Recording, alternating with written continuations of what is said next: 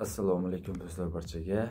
Bugun do'stlar mana mart oyiga ham yetib keldik. Kurs dollar haqida aytadigan bo'lsak, вообще bomba.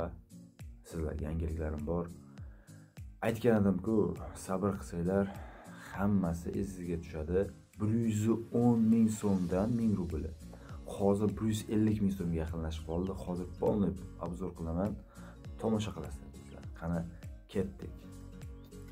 Mana do'stlar, monitorda ko'rayotganlaringdek 1000 rubl 149.029 so'mni tashkil etyapti. Bu degani mana qaranglar. Mana bu yerda 11 fevralda 133 edi. Mana bu yerga kelib 149.000, почти 150 mingga yaqinlashyapti. 1000 rubl. Do'stlar, dollarda aytadigan bo'lsam, xullas O'zbekistonning kursiga 1.293.000 so'mni ko'rsatyapti. Endi 100 dollar mana Rossiyaning rubliga 86.600 rublni ko'rsatyapti. 100 dollar. Hozir sizlarga polni bir oylik prognozni ko'rsataman. Kanalimizga obuna bo'lib qo'ying do'stlar. O'sha bitta like bosing. Bizni tomosha qiling, o'tkazib yubormaysiz keyingi videolarimizni do'stlar. Mana marhamat.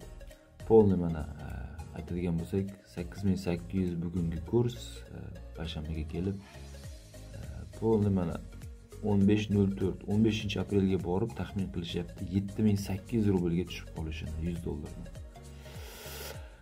Xo'p, do'stlar, bu bizga yaxshi yangilik.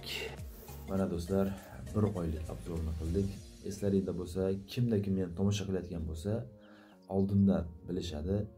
Chunki dollar mana 110 ming so'm edi 2 oy avvalgi 1000 rubl. Hozirga kelib mana 150 ming so'mga chiqdi deyarli. Bu degani musofirlarning oyligi yana 50% ga ko'paydi degani bu.